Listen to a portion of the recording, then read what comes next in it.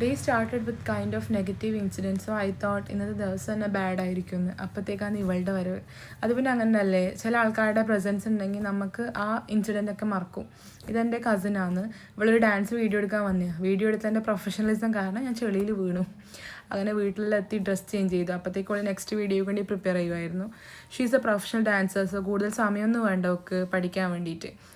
അപ്പോൾ ഞാൻ വിചാരിക്കുക ഇതേ സാധനം ഞാൻ ചെയ്യണമെങ്കിൽ I need 2-3 days of course. എന്തൊരു കഴിവുള്ള കുട്ടിയാണ് മായ. അപ്പോൾ ഇന്നലെ രാത്രി ഞാൻ വിചാരിച്ചു ഇനി മുതൽ വീഡിയോസ് ഒന്നും ചെയ്യേണ്ട.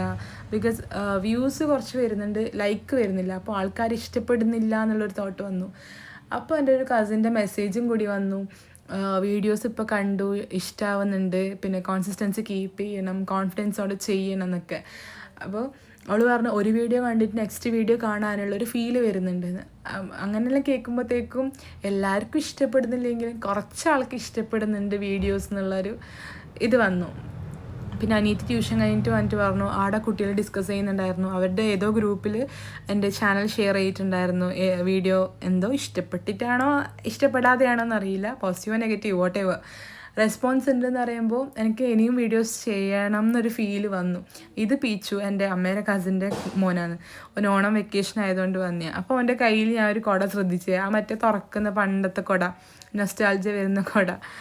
അപ്പോൾ ഓൻ അതും പിടിച്ച് പറയാം വീഡിയോ ഒന്നും എടുക്കണ്ട, ഞാൻ സബ്സ്ക്രൈബ് ഒന്നും ചെയ്യൂല നിൻ്റെ ചാനലിൽ നിന്ന്.